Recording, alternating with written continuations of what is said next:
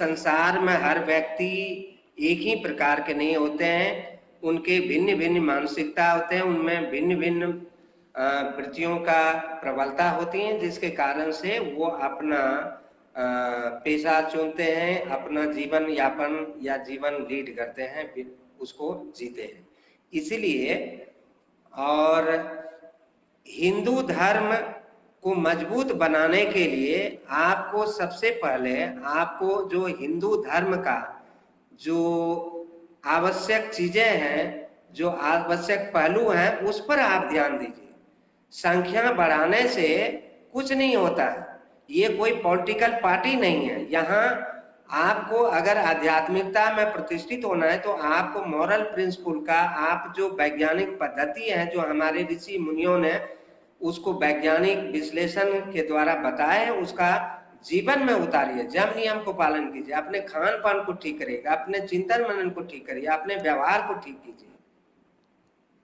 तो इस तरह का आप अपने जिस भी मजहब को, जिस भी रिलीजन को, जिस भी धर्म को पालन करते हैं, आप उसमें प्रगति कर पाएंगे, उसमें उन्नति कर पाएंगे और उसको गौरवान्वित कर पाएंगे। आपको किसी भी रिलीजन से तुलना करने की जरूरत नहीं है। अगर किसी और रिलीजन में कोई अच्छाई है तो आप उसको अनुसरण कर सकते हैं, उसको पालन कर सकते हैं। और इसी प्रकार अगर हिंदू धर्म में कोई अच्छाई है तो और धर्मों को भी मानने वाले और रिलीजन को भी मानने वाले उसको भी इसका अनुसरण करना चाहिए। जिस प्रकार हम लोग विज्ञान को, जिस तरह की हम लोग टेक्नोलॉजी को हम लोग विदाउट एनी डिस्क्रिमिनेशन, मतलब ये नहीं सोचते हैं कि एरोप्लेन को क्रिश्चियन वालों ने डेवलप किया तो हम उसका उपयोग नहीं करेंगे, या पेपर को, बॉल पेन को, या कोई भी बस को, ट्रेन को किसी और कंट्री ने और रिलीजन के लोगों ने क्यों, अगर आपको फेनेटिक ही करना है, बनना है, तो आप उसको भी क्यों आप उसको स्वीकार करते हैं। इसलिए अगर टेक्नोलॉजी को हम यूज कर सकते हैं, अगर बड़े बड़े जो रिसर्च हो रहे हैं साइंटिफिक चीज हम उसको एक्सेप्ट कर सकते हैं, तो रिलीजियस कहलाने वाले जो आध्यात्मिक पुरुष हैं, व्यक्ति हैं, उसको तो और उदारवादी होना चाहिए। संकीर्णता मानसिक भाव का व्यक्ति कभी भी रिलीजियस हो नहीं सकता है, वो धार्मिक हो नहीं सकता है, क्योंकि आप तो नैरो माइंड से ग्रसित हो जाएंगे।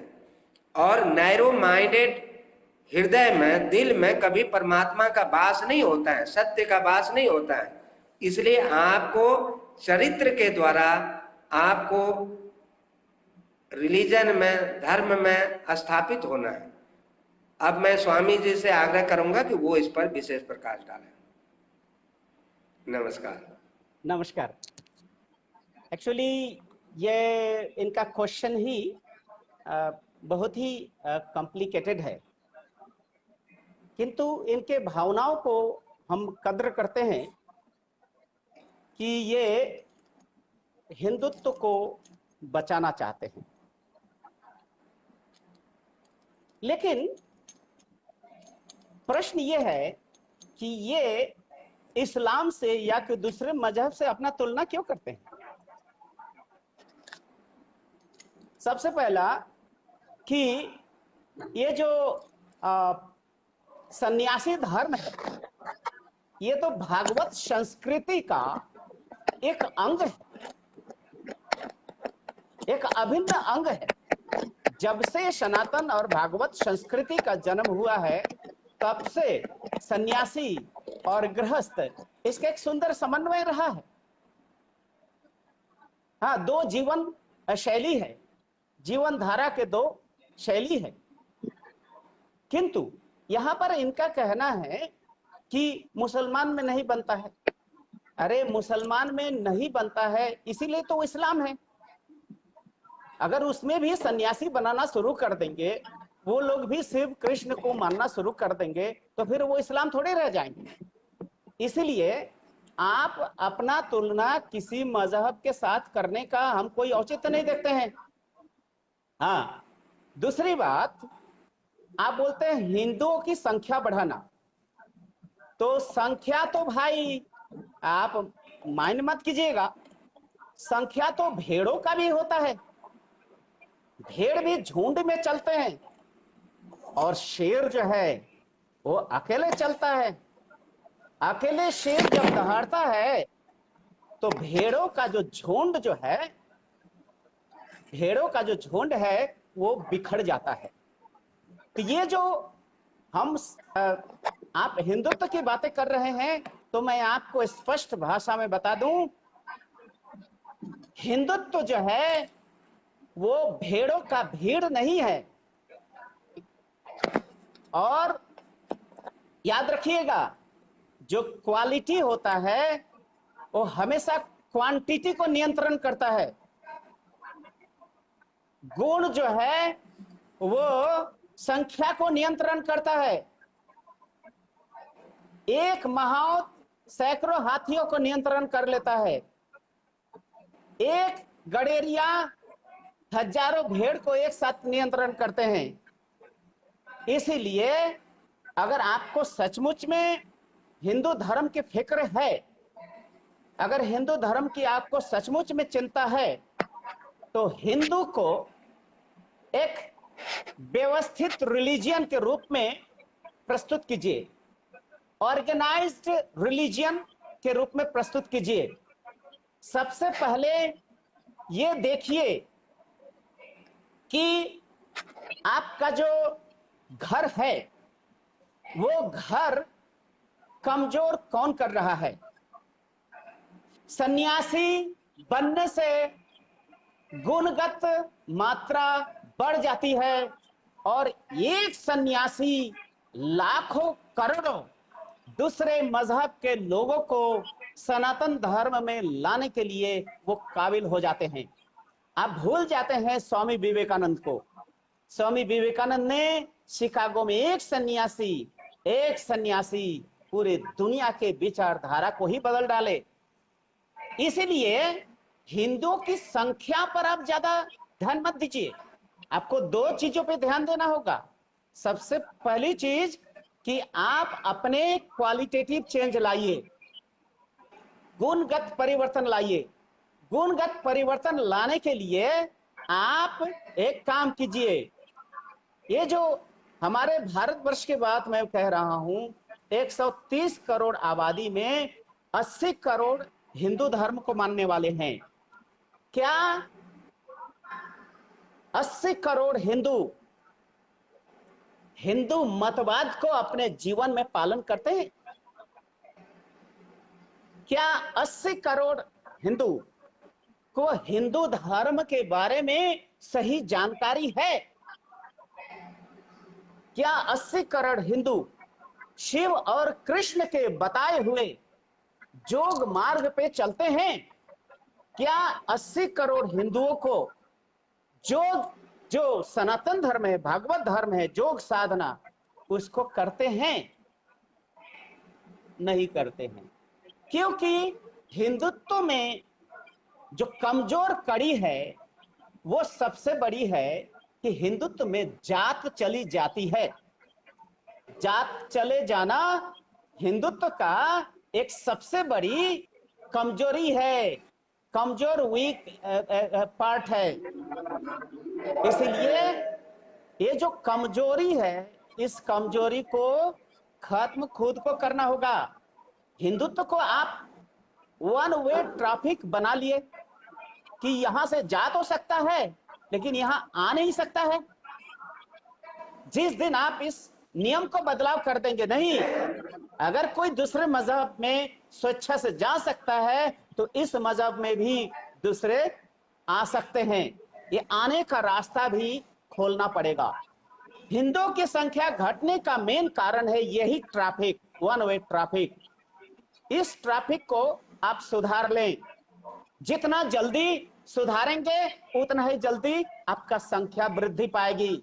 और संख्या के साथ साथ आप गुण पर भी ध्यान दें, क्योंकि गुणगत परिवर्तन अगर नहीं हुआ, अगर जो चिंताएं, जो भागवत सत्ता, जो भागवत तत्व, जो आध्यात्मिक अनुभूति साधना के माध्यम से उपलब्ध है, वो चीज बिना साधना, बिना अभ्यास के संभव नहीं है। और मैं खुलेआम बोल सकता हूं कि हमारे लोग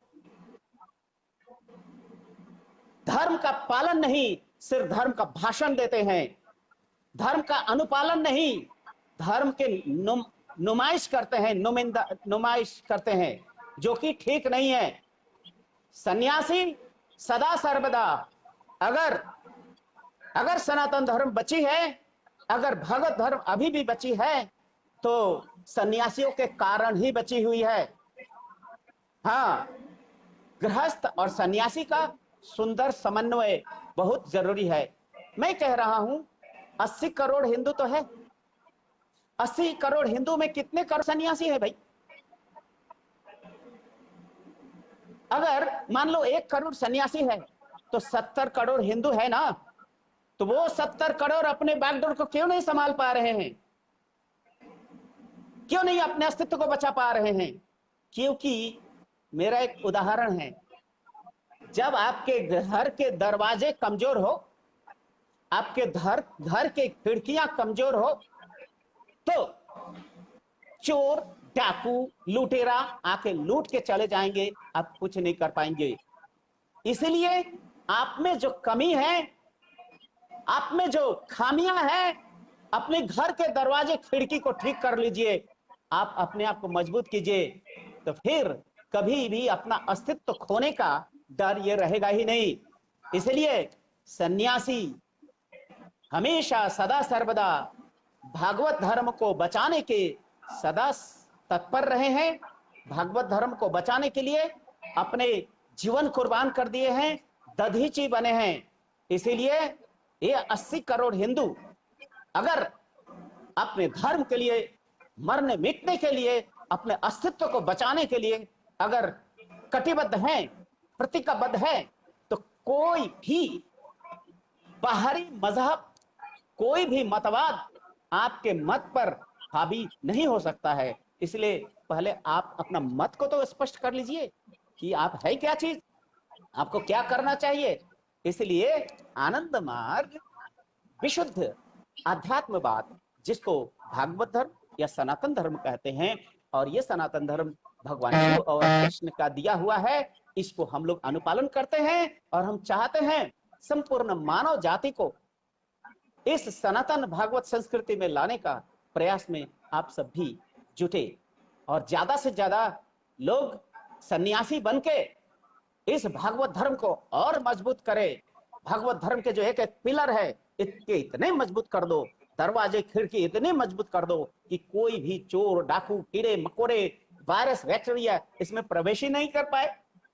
इसीलिए मेरा कहना है, सन्यासी धर्म भागवत धर्म के लिए, हिंदू धर्म के लिए खतरा नहीं है, ये बचाता है।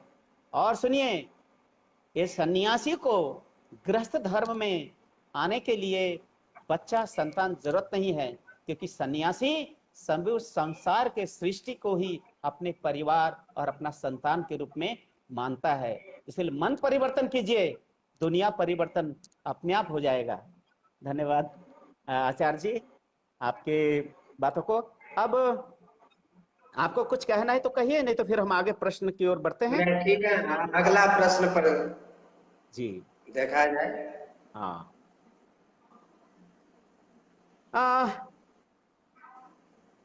यहाँ पर प्रश्न आता है, जीवः जीवस्य भोजनम, अर्थात एक जीव दूसरे जीवों का भोजन है, फिर आप लोग मांस मछली खाने से क्यों मना करते हैं?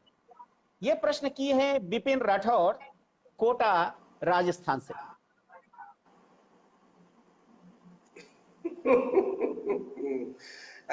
बिपिन जी, लगता है कि आपको शास्त्र का भी कुछ ज्ञान है, इसलिए आपने प्रश्न ही शुरू किए हैं, जीवा जीवस्य भोजनम।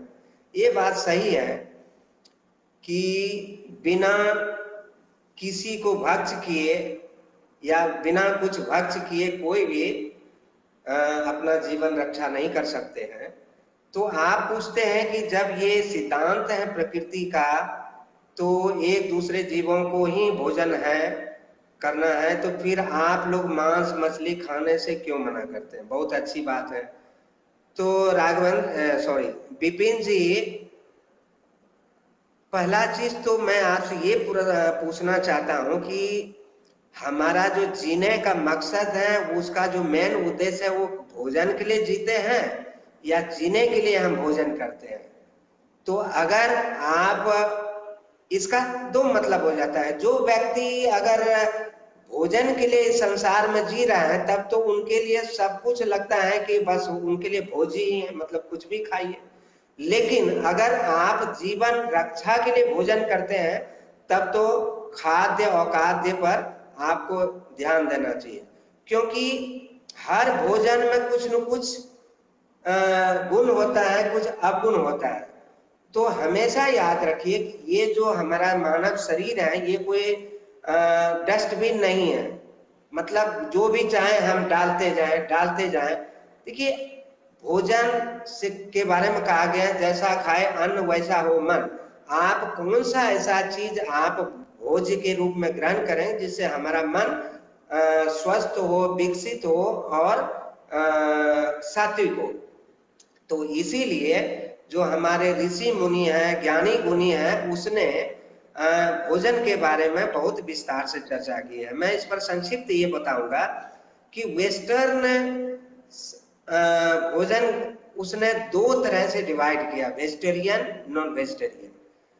फिर वेजिटेरियन में भी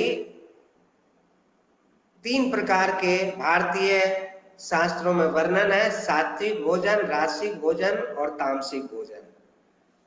तो सात्विक भोजन वो है जो शरीर और मन के लिए अच्छा है। तामसिक भोजन वो है कि शरीर के लिए अंशतः हो सकता है अच्छा हो, लेकिन मन के लिए अच्छा नहीं है। इसलिए शास्त्रों में कहा गया है कि तामसिक भोजन को ग्रहण नहीं करना चाहिए।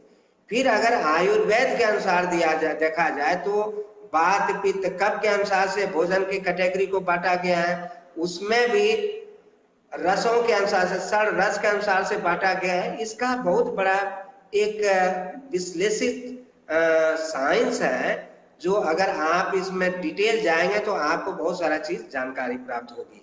तो ये जो जिस प्रकार की हमारे जो आचार्य पूर्णदेवानंद जी, उसने एक अगले प्रश्न में जो उन्होंने व्याख्यान दिया था कि भाई भोजन जब हम करते हैं तो उसका जो है ना, वो रस में परिवर्तन होता है, फिर रक्त में, फिर मांस में, फिर वो हड्डी में, फिर उसके बाद मज्जा में, मेरुरज्जु, उसके बाद। तो इस तरह का तो हर भोजन का एक असर होता है हमारे शरीर पर। अगर हम तमोगुणी भोजन करेंगे तो उसका असर ये होगा कि हमारे जो सेल्स जितना भी बनेंगे वो तमोगुणी प्रधान हो जाएगा, जिससे हमारे अंदर की जो तमोगुणी वृत्तियां हैं वो जागृत हो जाएगा, और इसका असर हमारे चिंतन पर, मनन पर, वचन पर, कर्म पर परिलक्षित होने लगेगा, और हमारा जीवन शैली ही तमोगुणी हो जाएगा। तमोगुणी का मतलब होता है स्वार्थी होना, बिल्कुल दूसरों का परवाह नहीं करना, दूसरे के बारे में कुछ भी अच्छा बुरा का ख्याल नहीं रखना, केवल अपना ही स्वार्थ में जिंदा रहना, अपना ही स्वार्थ के लिए जीना मरना, इस तरह का मनोभाव से लोग जीने लगते हैं। इसीलिए जीवस्य भोजनम अवश्य है, लेकिन हमें मनुष्य को श्रेष्ठ माना गया है, तो हमें विवेक है, बौद्धि है, उससे हम चिंतन करें कि हम वो चीज खाएं जो कि कम विकसित है। अगर मान ले जाए कि अगर अन्न की व्यवस्था है, सब्जी की व्यवस्था है, फल की व्यवस्था है, तो हमें फिर ये जो है जीव की हत्या करने की कोई आवश्यकता नहीं है। तो इस तरह का जीवन यापन करेंगे तो इसमें जो ये जो सृष्टि का जो सर्कल है, जो एक दूसरे पर जो आश्रित है, आधारित है, उसमें कहीं भी विकृति नहीं आएगी। सब अपनी अपनी गति धारा से परमात्मा की तरफ से बढ़ते जाएंगे। तो और दूसरा चीज है कि मनुष्य होने के नाते थोड़ा सा आप ये विचार कीजिए कि जब अगर आपके शरीर में कोई एक पिन चुभाता है, सुई चुभाता है, तो आपको दर्द होता है, और अगर आप किसी पशु की हत्या करते हैं उसको कितना दर्द होता होगा। और दूसरा चीज है, बहुत सारे अभी जो बड़े बड़े जो रिसर्च करने वाले हैं, जो साइंटिस्ट है, उसने इस चीज को पाया है कि जब हम पशु की हत्या करते हैं तो उसमें जो दर्द होता है वो उसका इफेक्ट उसके मांस पर चला जाता है, और उसको आप कितनों भी पकाएं, वो जो विषाक्त चीज है वो हम ग्रहण करते हैं, उसका हमारे शरीर पर, हमारे मन पर बहुत असर पड़ता है। दूसरा चीज, और ये मैं नहीं कह रहा हूं, सन्यासी होने के नाते नहीं कर रहा हूं, साइंस भी इस चीज को प्रूव कर चुकी है और उसको स्वीकार करते हैं कि ये जो पशु की हत्या करते हैं उसमें जो पीड़ा होती है, उसकी जो पीड़ा के कारण जो अंतर वेदना, जो साउंड होता है, जो उसमें शब्द निकलता है, वो इस विश्व ब्रह्मांड की जो तरंग को है ना, वो तरंगायित करता है, और जिससे प्रकृति कुपित होते हैं और जिसके कारण से विभिन्न प्रकार की आपदा विपदा आती है और जिसको कि मानव को झेलना पड़ता है। तो हम देखिए, every action has their is a reaction, equal and opposite reaction. तो हम जो भी करते हैं, अच्छा करेंगे तो उसका जो रिएक्शन होगा अच्छा, अगर हम बुरा करेंगे तो उसका रिएक्शन भी बुरा होगा। तो कलेक्टिवली जब लोग इस चीज को पालन करते हैं, जब बुराई की तरफ अग्रसर होते हैं, तो हमारे समाज में बुराई बहुत ज्यादा व्याप्त होने लगती है। नमस्कार।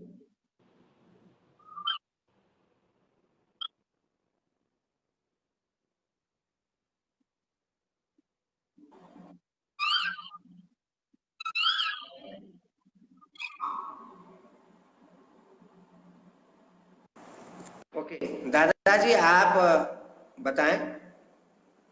अच्छा अच्छा, तो नेटवर्क डिस्टर्बेंस था। एक्चुअली आपने तो सभी एस्पेक्ट को जी टच कर दिए जी। फिर भी उसमें थोड़ा सा मैं कहूँगा, उनका प्रश्न ये है, जीवः जीवस्य भोजन है, तो एक दूसरे जी को, जीव अगर दूसरे को खाता है तो क्या क्षतिकारक है। इसको हम कई एंगल से इसको हम डिस्कस कर सकते हैं। जैसे पहला है, जीवः जीवस्य भोजनम, मतलब ये है जीव जीव का भोजन है, इसको कोई अस्वीकार नहीं कर सकता। किंतु ये भी तो सच है, सभी जीव का भोजन नहीं है, सभी जीव का भोजन नहीं बन सकता। इसीलिए हम नेचर को अगर देखते हैं तो नेचर में देखते हैं एक खाद्य श्रृंखला है, चेन ऑफ फूड है। तो सभी जीव अपना अपना खाद्य श्रृंखला को मान के चलते हैं और चलना ही चाहिए। आप अगर देखेंगे तो देखेंगे कि जो छोटे मछलियों को बड़े मछलियां खाती हैं, इस तरह से बड़े मछली ऐसे ऐसे खाते खाते जाते हैं। देखेंगे मेढक को सांप खाता है और सांप को मोर खाता है, मोर को कोई शेर या हिंस्र पशु आके खा लेता है। इस तरह से देखा गया है, प्रकृति जो है ये जो लाइफ सर्कल को मेंटेन करने के लिए एक चेन ऑफ फूड बनाया है, और ये जो खाद्य श्रृंखला के बाहर मनुष्य नहीं है। आप देखेंगे ये जो गाय चरती हैं, ये गाय भी सभी पौधों को नहीं खाती हैं, बकरियां सभी पौधों को नहीं खाती हैं। इसी तरह से देखा गया है कि सबका एक सुंदर सिस्टम है, और इस सुंदर सिस्टम को साइंटिस्टों ने 3 भागों में बांटा है, herbivores, carnivorous and omnivorous. Herbivores का मतलब होता है शाकाहारी, और कार्निवोरस का मतलब होता है मांसाहारी, और ओमनिवोरस का मतलब होता है सर्वाहारी। तो हमें ये जो ग्रुप कैटेगराइजेशन हुआ है, कैटेगरी में बांटा गया है, ओमनिवोरस, कार्निवोरस, हर्बिवोरस, ये देखना पड़ेगा। तो हम अन्य जीवों के बारे में तो हम नहीं बताते हैं, हम सिर्फ आते हैं कि मनुष्य जो है वो ओमनिवोरस है या कार्निवोरस है या हर्बिवोरस है। तो देखा गया है बायोलॉजिकल, जो फिजियोलॉजिकल एनाटॉमी है, एनाटॉमी के माध्यम से ये हम पाते हैं कि मनुष्य के एक सेक्रेटरी ऑर्गन से लेकर मनुष्य डाइजेस्टिव सिस्टम से लेकर एक सेक्रेटरी ऑर्गन तक ये पूरा हर्बीवोरस है। हर्बीवोरस मतलब शाकाहारी हमारी डाइजेस्टिव सिस्टम है। हम अपना आंत का स्ट्रक्चर देखें, हम अपने स्टमक का स्ट्रक्चर देखें, इंटेस्टाइनल स्ट्रक्चर को देखें, उसमें निहित जो एंजाइम्स है उसको देखें, तो हर चीजों में देखेंगे कि हमारे जो फिजियोलॉजी है वो कार्निवोरस या मांसाहारी जीवों के तुलना में बिल्कुल ही अलग है। ये प्योरली हर्बीवोरस स्ट्रक्चर हमारा है। अब हर्बीवोरस स्ट्रक्चर में भी देखा जाता है कि सभी हर्बीवोरस जीव जो है सभी हर्ब्स को नहीं खाता है, सभी पेड़ पौधों को वो खाते नहीं है। जीव जंतुओं को खाने की बात तो बहुत दूर की बात है, वो सभी तरह के पेड़ पौधों को भी नहीं खाते हैं। हाँ, अब आचार्य जी थोड़ी देर पहले जो बताए हैं वो कि मनुष्य को भोजन, चूंकि बुद्धिमान है, विवेक संपन्न व्यक्तित्व है और मनुष्य सृष्टि में बौद्धिक दृष्टि में सबसे आगे है, इसलिए चूंकि बौद्धिक दृष्टि में, बौद्धिक क्षेत्र में आगे हैं, इसलिए बौद्धिकता का उपयोग करना भी इनको चाहिए। इसलिए जब भी हम कुछ करें उससे पहले बुद्धि का या विवेक का प्रयोग करें। तो प्रयोग इसीलिए करेंगे जिससे कि ये जो प्राकृतिक जो सामंजस्य है, वो जो बैलेंस है वो बिगड़ नहीं जाए। प्राकृतिक सामंजस्य को मेंटेन करने के लिए ही ये जरूरी है।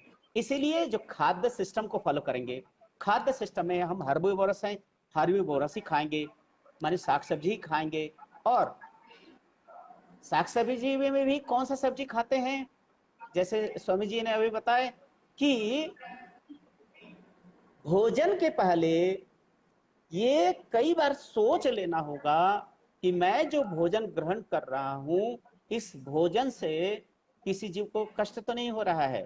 और दूसरी बात, हम ऐसे भोजन को करेंगे जो सुपाच्य हो और हमारे शरीर को न्यूट्रिशन दे, आराम से पच भी जाए और हमको पर्याप्त मात्रा में जीवन जीने की जरूरत की चीजें प्राप्त हो।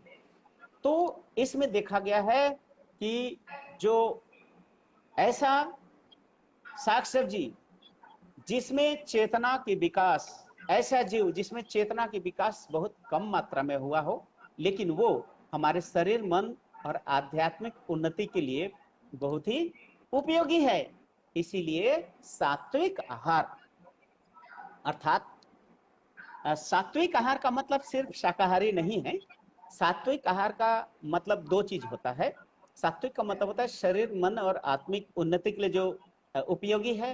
एट द सेम टाइम सभी साग सब्जी भी तो हमारा भोजन नहीं है, इसलिए इसमें भी कुछ साग सब्जी है जो हमारे उपयोगी नहीं है, जो पॉइजनस है, जो हमारे प्रगति के लिए बाधक है।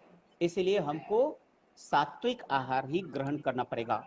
सात्विक आहार में आपको प्याज, लहसुन, अंडा, मछली और बहुत सारे ऐसे कुछ, जैसे लाल पोई का साग, काले रंग का गाजर, सफेद रंग का बैगन, ये भी शरीर के लिए नुकसानदायक होता है।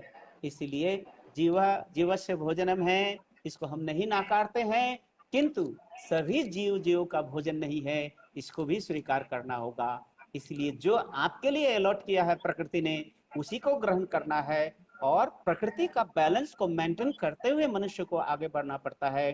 इसलिए इस खाद्य श्रृंखला को फॉलो करना है। और सात्विक आहार, सात्विक का मतलब होता है जैसे दूध लेते हैं, दूध तो भाई साग सब्जी से नहीं आता है ना, इसीलिए सात्विक को कह सकते हैं लैक्टो वेजिटेरियनिज्म, अर्थात दूध लेते हैं वो एनिमल प्रोडक्ट है, घी लेते हैं एनिमल प्रोडक्ट है, किंतु ये शरीर, मन को उन्नति प्रदान करता है, साथ ही साथ ये जीव का नुकसान नहीं होता है, क्षति नहीं होता है, प्राण हानि नहीं होता है। इसीलिए जीव जीवस्य भोजनम, इसी श्रृंखला को फॉलो करेंगे और पर्यावरण को मेंटेन करते हुए हम आगे बढ़ेंगे। धन्यवाद। आपको और कुछ कहना है स्वामी जी? नहीं, बिल्कुल काफी है इस प्रश्न पर, तो आगे बढ़े।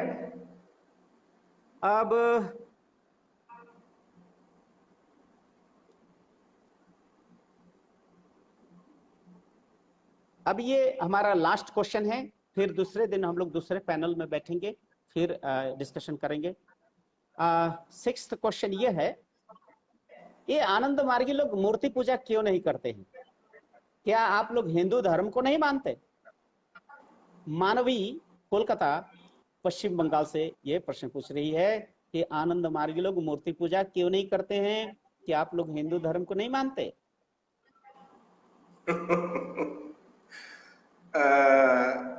बहन मानवी जी, प्रश्न पूछने के लिए आपको बहुत धन्यवाद। मूर्ति क्या चीज है, और ये जो हम प्रतिकृति या फोटो की पूजा करते हैं, मूर्ति की पूजा करते हैं, देखिए एक चीज है कि जिस समय हमारा आविर्भाव हुआ, मनुष्य का आविर्भाव हुआ, उस समय ईश्वर मौजूद थे, परमात्मा मौजूद थे, ब्रह्म मौजूद थे, और हम धीरे धीरे विकसित हो गए। और ये जो कैमरा का आविष्कार हो गया, ये मुश्किल से 300-400 साल पहले हुआ, फिर वीडियो कैमरा का, फिर ये जो कलर कैमरा का, तो धीरे धीरे प्रगति हो रहा है। लेकिन ये जो ईश्वर है, ये जो ब्रह्म है, जो भगवान है, जो गॉड है, ये तो आदि है, अनंत है, अजन्मा है। तो उस समय तो कोई कैमरा का प्रावधान नहीं था, तो हम कैसे जानते हैं कि यही जो है ईश्वर का रूप है, यही ईश्वर का स्वरूप है? तो एक्चुअली देखा जाए तो ये जो मूर्ति है ये काल्पनिक है ना।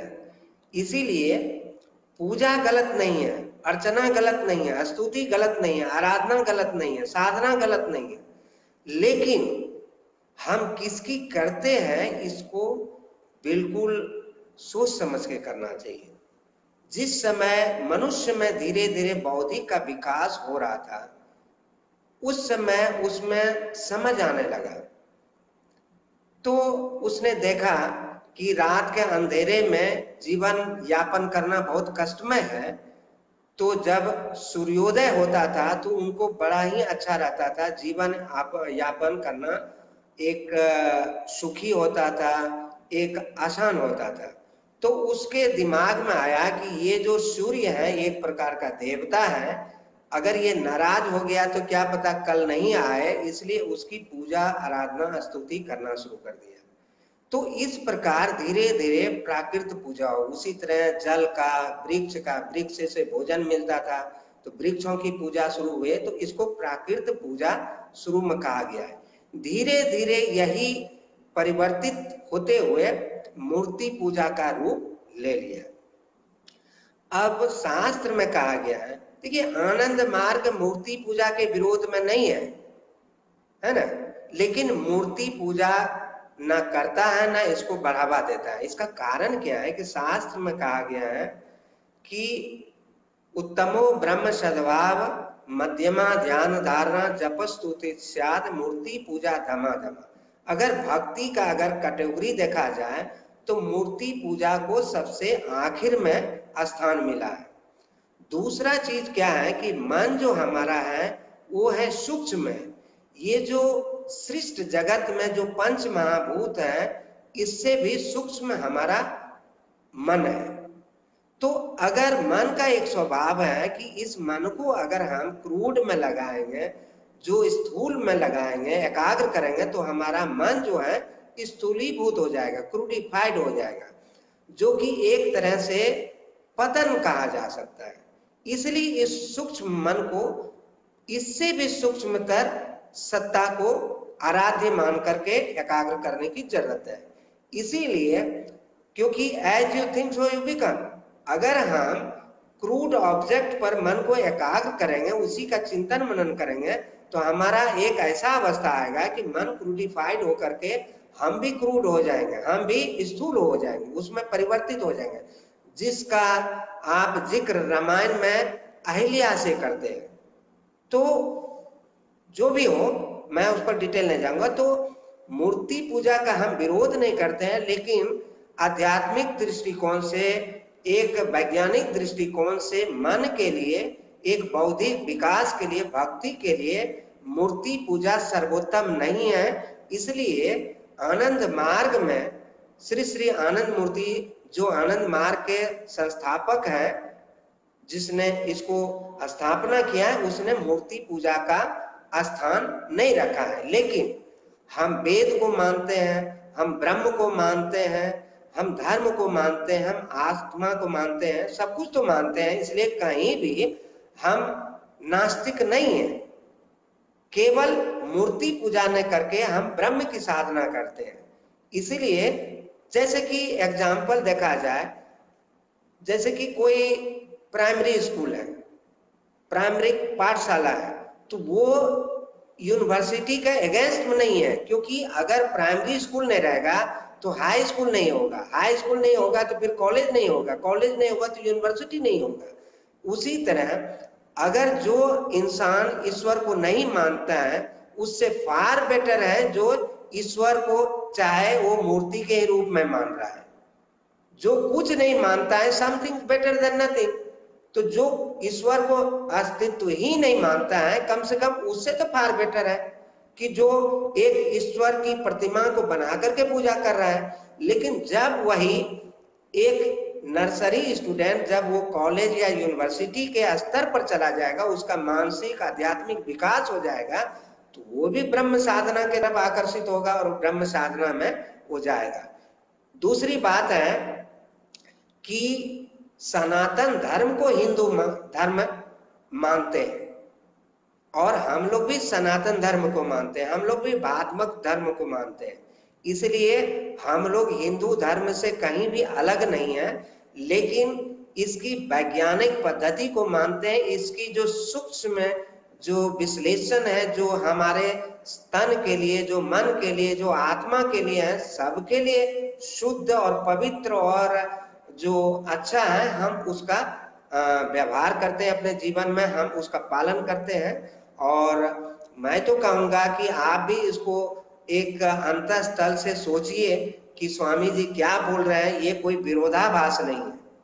देखिए, हर रिलीजन में ईश्वर के अस्तित्व को माना गया है, लेकिन उसकी जो प्रक्रिया है उसमें कहीं कमी खामी त्रुटि हो सकती है। लेकिन मनोभाव ईश्वर को मानना है, धर्म का अनुसरण करना है, सबको अच्छा बनना है।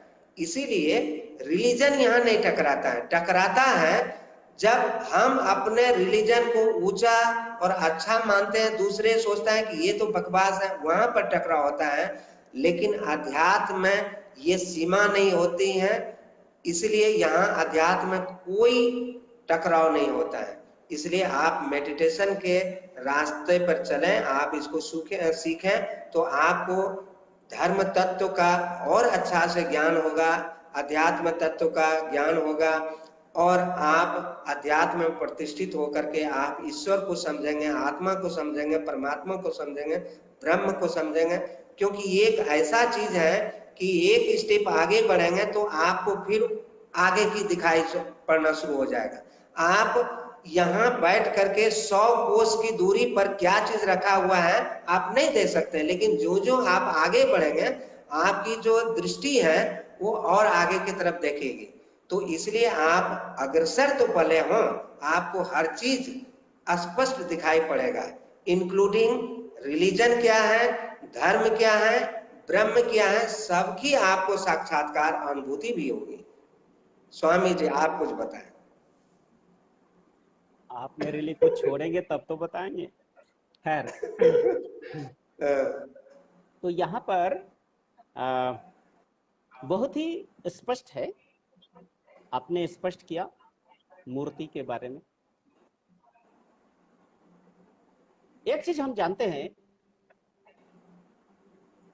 कई दिनों से हम लोग विज्ञान के द्वारा ईश्वर प्राप्ति संभव है कि नहीं, ये बहुत सारे टॉपिक पे हम लोगों ने डिस्कशन किए, और उसका निचोड़ यही निकला कि मनुष्य जो है उनको हमेशा logical and rational and methodological जो नॉलेज है उसको लेके ही आगे चलने में उनकी जो त्रिविध उन्नति संभव है।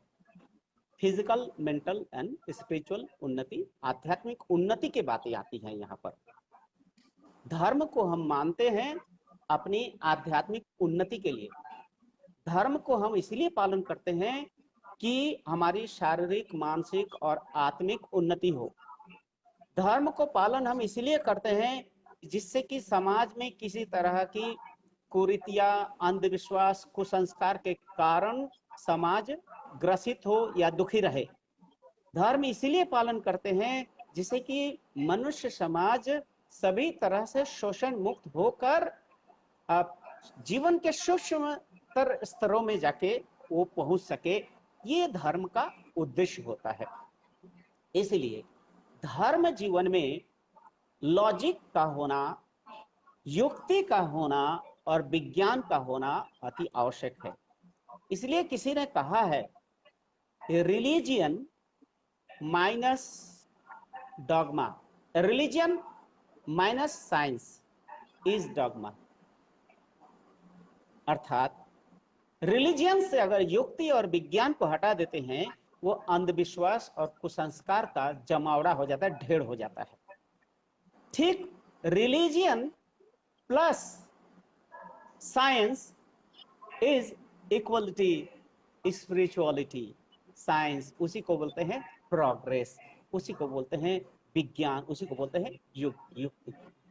इसीलिए हम आनंद मार्ग के लोगों को, सिर्फ आनंद मार्ग क्यों, संपूर्ण मानव जाति को युक्ति, तर्क और विज्ञान के का अवलंबन करके ही आगे बढ़ना चाहिए। अब मूर्ति के पीछे लॉजिक क्या है? जैसे कि आपने बोला कि आनंद मार्गी लोग मूर्ति का विरोध नहीं करते हैं, विरोध भी नहीं करते हैं और इसका उपासना भी नहीं करते हैं। और करते क्या है? तो हम साधना करते हैं, ब्रह्मी साधना करते हैं। हम उस हिंदू भाइयों से पूछेंगे कि भागवत गीता में भगवान श्री कृष्ण का क्या कहना है? पूरे भागवत शास्त्र का जो है निचोड़ वो क्या है? भागवत शास्त्र का निचोड़ ये है कि हे अर्जुन, तुम जोगी बनो, क्योंकि जोगी, कर्मी, ज्ञानी और भक्त सबसे ऊपर होता है। इसलिए हे महाबाहो, तुम जोगी बनो। ये 11वां जो अध्याय है उसमें बताया गया, तुम जोगी बनो। क्यों? जो जोगी होते हैं वही कर्मी होते हैं, जो जोगी होते हैं वो ज्ञानी होते हैं, जो जोगी होते हैं वो भक्त होते हैं। अर्थात जो योगी होते हैं कर्म, ज्ञान और भक्ति का एक सामंजस्य रखते हुए वो आगे बढ़ते हैं। अर्थात भक्ति जीवन का लक्ष्य है। और जीवन का उद्देश्य क्या है? जीवन का उद्देश्य है ईश्वर उपलब्धि, self realisation, realisation of supreme hood, अर्थात ब्रह्म तत्व की प्राप्ति। ब्रह्म में मिल जाने की जो पद्धति है उसी को भागवत गीता में योग के नाम से माना गया है। भागवत गीता में योग को सर्वोपरि माना गया है, क्योंकि योग के माध्यम से ही मनुष्य कर्म, ज्ञान, भक्ति के द्वारा भक्ति के चरम उत्कर्ष, चरम बिंदु पर पहुंच के मोक्ष की प्राप्ति कर सकते हैं। हाँ, अब इस मोक्ष प्राप्ति का मार्ग क्या है? तो उपनिषद में एक श्लोक है, ये आनंद मार्गियों का श्लोक नहीं है, न ये आचार्य पूर्ण देवानंद का श्लोक है। ये श्लोक उपनिषद का है। उपनिषद में लिखा गया है कि उत्तमो ब्रह्म सद्भाव, मध्यमो ध्यान धारणा, जप स्तुति शतधमा, मूर्ति पूजा धमा अधमा। तो यहाँ पर मूर्ति पूजा के बारे में बोला गया धमा अधमा, अधम बोला गया है। तो यहाँ पर लोग अधम शब्द को गलत तरीके से समझते हैं। अधम का मतलब निकृष्ट नहीं और गिरा हुआ नहीं है। अधम का यहाँ पर मतलब होता है सबसे निचला स्तर। जैसे यूनिवर्सिटी और प्राइमरी स्कूल, तो प्राइमरी स्कूल में निचला स्तर माना जाता है। स्तर निचला हो किंतु बेस तो वही है, आधार तो वही है। आधार पर ही कोई भी स्ट्रक्चर खड़ा होता है। ठीक उसी तरह से नींव जो होता है, जीवन की शुरुआत जो होता है, वो रूप से ही शुरू होता है, किंतु जो जीवन का लक्ष्य होता है रूपातीत के ओर जाना है, अखंड निराकार की ओर जाना है, रूप से अरूप की ओर, खंड से अखंड की ओर जाना, यही तो धर्म है। इसीलिए प्राइमरी से हम मिडिल में जाएंगे, मिडिल से हाई स्कूल जाएंगे, कॉलेज जाएंगे, उसके बाद यूनिवर्सिटी जाएंगे। इसीलिए जब प्राइमरी स्कूल में छोटे बच्चे को पढ़ाया जाता है, ए फॉर अजगर, अ से अजगर, आ से आम, ये पढ़ाए जाते हैं और बच्चे बहुत आराम से सीख लेते हैं। किंतु दूसरी या तीसरी क्लास में अ से अजगर आम पढ़ाने की जरूरत नहीं होती है, क्योंकि वह स्वतः वो सीख जाते हैं, वो समझ जाते हैं कि अजगर क्या है। तो यहाँ पर ईश्वर का तो सबसे पहले कोई मूर्ति होता ही नहीं है। कबीरदास भी यही स्वीकृति दिए हैं। एवं उपनिषद में ईश्वर के जो रूप है वो बोला है बृहद, बृहत्वाद ब्रह्म, ब्रह्मत्वाद ब्रह्म। ब्रह्म निराकार अरूप है। ईश्वर का स्वरूप बोला गया है नित्यानंदम परम सुखदम केवलम ज्ञान मूर्तिम विश्वातीतम गगन सदृशम तत्समादि लक्षणम एकम नित्यम विमलाचलम सर्वादि साक्षी भूताम भावातीतम त्रिगुण रहितम सद्गुरुम तम नमामि। अर्थात ईश्वर का यहाँ पर रूप कहाँ दिखता है? सर्व शास्त्रों ने यही स्वीकारा है कि ईश्वर ओमनी पटेंट है, ओमनी प्रेजेंट है, ओमनी साइंट है। ईश्वर सर्वशक्तिमान है, ईश्वर सर्वत्र विद्यमान है और ईश्वर सर्वज्ञ है। ये ईश्वर का गुणों में आता है। वो निर्गुण है किंतु वो सर्वज्ञ है, सब कुछ जानते हैं, सबके ज्ञाता है, सब कुछ है। अब जीवन का उद्देश्य उस ईश्वर की प्राप्ति है। अब उस ईश्वर की प्राप्ति के लिए सर्वोच्च जो मार्ग है उपनिषद शास्त्रों में ये माना गया है, वो है ब्रह्म सद्भाव। इसीलिए बोला गया है निम्न स्तर में जो शुरुआत है वो मूर्ति पूजा है, उसको बोलते हैं उत्तमो ब्रह्म सद्भावो, मध्यमो ध्यान धारणा, जप स्तुति शतधमा, मूर्ति पूजा धमा धमा।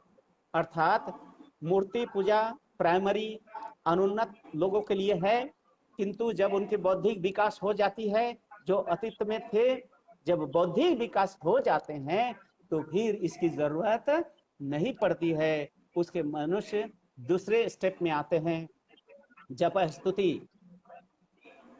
स्तुति में आते हैं, उसके बाद ध्यान धारणा में जाते हैं और लास्ट में ब्रह्मी साधना, आध्यात्मिक अनुशीलन को, आध्यात्मिक के मन को अंतर्मुखी करके अंदर में बसे उस राम के, उस कृष्ण के, वो जो अल्लाह हमारे दिल में बसे हुए हैं, उस प्रभु को हम अनुभव करते हैं। इसीलिए जो ब्रह्म सद्भाव है, अष्टांग योग साधना है, यही भगवान श्री कृष्ण का दिया हुआ है, यही चीज सदाशिव का दिया हुआ है। और हमारे भारत के जितने बड़े बड़े ऋषि मुनि हुए सब इसी मार्ग से आए हैं, इसी आध्यात्मिक अनुशीलन, आध्यात्मिक साधना के माध्यम से आए हैं। इसलिए यही ब्रह्म सद्भाव है। इसलिए सर्वोत्तम मार्ग है और इजी मार्ग है। किंतु अनुन्नत लोगों के लिए, वो जो अब तक बौद्धिक विकास नहीं हुई है, उनके लिए हो सकता है मूर्ति पूजा जरूर हो सकता है, किंतु आनंद मार्ग मूर्ति की पूजा विरोध नहीं करते हैं। और हिंदू धर्म सिर्फ मूर्ति पूजा में तो सीमित नहीं है। हिंदू दो चीज को मानता है, खंड और अखंड दोनों को मानते हैं। खंड की पूजा भी करते हैं, अखंड भी का भी पूजा करते हैं। और आनंद मार्ग उस निराकार अखंड ब्रह्म की साधना करते हैं। यहाँ पर हिंदुत्व के साथ आनंद मार्ग का कोई कॉन्ट्रडिक्शन तो है ही नहीं। हाँ, यहाँ समझ की कॉन्ट्रडिक्शन है। आदमी जब समझ जाएगा आनंद मार्ग को, आनंद मार्ग की चिंताधारा को, वैज्ञानिक पथ को, युक्ति के पथ को, तो इस तरह का किसी तरह की भेदभाव हमारे में नहीं रहेंगे। हमारे में तो हिंदू मुसलमान सिख ईसाई किसी में भेदभाव नहीं है, क्योंकि जो आध्यात्मिक क्षेत्र में उन्नत जो व्यक्ति होते हैं उनके लिए कोई भेदभाव रह ही नहीं सकते हैं। एक अनादि अनंत परम ब्रह्म को जब जीवन का सब कुछ मानते हैं, उसके बाद फिर ऊंच नीच, हिंदू मुस्लिम सिख ईसाई, काले गोरे, जाति भेद, ये भेदभाव खत्म हो जाता है। और भेदभाव खत्म करके ही एक संपूर्ण मानव समाज को स्थापित कर सकते हैं। इसीलिए आनंद मार्ग हिंदुओं नहीं, क्रिश्चियन नहीं, मुस्लिम किसी का विरोध नहीं है। आनंद मार्ग मनुष्य का धर्म है। आचार्य जी, आपको अगर कुछ इसमें कंक्लूड करना है तो प्लीज कंक्लूड कर दें। मैं एक्चुअली मानवी जी ने बहुत अच्छा प्रश्न किए हैं, और केवल ये सिस्टर मानवी के लिए नहीं है, ये जो भी श्रोता है इसको सुने, समझे और इसको पालन करने की चेष्टा करेंगे। मैं आखिर में इसके बारे में एक शब्द यही कहना चाहूंगा कि आनंद मार्ग धर्म को मानते हैं, और इस संसार में सो कॉल्ड जितने भी धर्म हैं स्वतः हो गया कि आनंद मार्ग में है। ठीक है ना? क्योंकि अगर मान ली जाए, अगर हिंदू समझते हैं कि हिंदुइज्म इज अ धर्म है तो हम उसको भी मान रहे हैं। अगर क्रिश्चियन समझते हैं कि मैं धर्म हूं तो वो भी हमारे में आ गया। अगर अल्लाह मानने वाले भी सोचते हैं कि मैं धर्म हूं तो वही, क्योंकि देखिए यहाँ धर्म मनुष्य मात्र के लिए एक ही है। यहाँ धर्म ऐसा नहीं है कि एक क्रिश्चियन मानने वालों के लिए अलग धर्म हो गया। ये इंसान की सबसे बड़ी त्रुटिपूर्ण विकृत मानसिकता का परिचय है कि हम इंसान ईश्वर को डिवाइड कर दिए, तकसीम कर दिए, हम विभाजित कर दिए। इसीलिए ईश्वर तत्व को समझें, आत्म तत्व को समझें, परमात्म तत्व को समझेंगे तभी समझ में आएगा कि मनुष्य मात्र का धर्म एक ही है, वो है प्रियदेशना प्रणिधानं च धर्म। आदि अनंत असीम को प्राप्त करने की जो प्रगाढ़ ऐसना है हर इंसान के दिल में, वही इंसान का धर्म है, वही मानव धर्म है। इसलिए हर इंसान का जो बुद्धिजीवी है, जो बौद्धिक रूप से विकसित है, जो आध्यात्मिक रूप से चेतना युक्त है, उन सबको जरूरत है कि हम इस बैरियर को तोड़ करके, ये सो कॉल्ड रिलीजन को तोड़ करके हम धर्म में प्रतिष्ठित हुए। तो बहुत सारा जो आज विश्व भर में जो ये जाति के नाम पर, मजहब के नाम पर, धर्म के नाम पर हम लोग लड़ रहे हैं, झगड़ रहे हैं, ऊंच नीच बड़ा छोटा जो दिखाए जा रहे हैं, इसकी समाप्ति धर्म का स्वरूप को, ईश्वर के स्वरूप को वास्तविक रूप से समझेंगे, उसी दिन ये धीरे धीरे खत्म हो जाएगा। इसलिए धर्म को पालन करें, उपधर्म को नहीं। ईश्वर प्रदत्त धर्म को पालन करें, मनुष्य कृत धर्म या मजहब को नहीं। यही संदेश है मेरे तरफ से मनुष्य मात्र के। एक्चुअली बहुत बहुत धन्यवाद आपको। इसलिए यही मैं बार बार कहूंगा कि धर्म सार्वजनीन है, धर्म यूनिवर्सल है, धर्म सिर्फ मानवतावादी नहीं है, धर्म संपूर्ण जीव के प्रति स्नेह, संपूर्ण जीवों के सृष्टि में एक संतुलन बनाकर अपने जीवन के लक्ष्य परम चेतना में प्रतिष्ठित होना ही धर्म है। इसलिए ये सारे भेदाभेद, ये सबको भूलकर संपूर्ण मानव जाति को एक प्लेटफॉर्म में लाकर उस अनादि अनंत परम ब्रह्म की ओर ले जाना ही मानव धर्म है, यही सनातन है। सदियों से ये सनातन संस्कृति रही है। सनातन किसी को घृणा नहीं कर सकता, भागवत धर्म के लोग किसी को घृणा नहीं कर सकते। जो घृणा करते हैं, जो भेदभाव पैदा करते हैं, वो भागवत धर्मी नहीं है और सनातन धर्मी नहीं है। इसलिए मजहबी कचरों में नहीं पड़ के विशुद्ध आध्यात्मवाद में आए, और इसके लिए आप सबको आनंद मार्ग में आना बहुत ही जरूरी है। आइए आनंद मूर्ति जी के आदर्शों को बढ़िया से समझे, समझ के देखेंगे आनंद मार्ग आपका ही धर्म है, संपूर्ण विश्व का मानवता का धर्म है, आध्यात्मिक अध्यात्मवाद है। इसलिए अगले एपिसोड में फिर बहुत सारे प्रश्न हैं, इसका हम लोग लेके आएंगे, सही समय अनाउंसमेंट करेंगे। लेकिन फिलहाल और फिर भाई बहनों को कुछ प्रश्न भी हैं, वो आप लिख करके भेजें, उसको हम लोग शामिल करेंगे और उसका नेक्स्ट एपिसोड में और भी जवाब देते रहेंगे। इसलिए एक बात इतना कह दें, हम दोनों एक साथ कहेंगे, डॉगमा नो मोर, नो मोर, डॉगमा नो मोर, नो मोर, नो मोर। अंधविश्वास को खत्म करना है, विशुद्ध आध्यात्म चेतना को लाना है। आपको बहुत बहुत धन्यवाद समय देने के लिए, और फिर हम लोग आएंगे। नमस्कार। नमस्कार, धन्यवाद।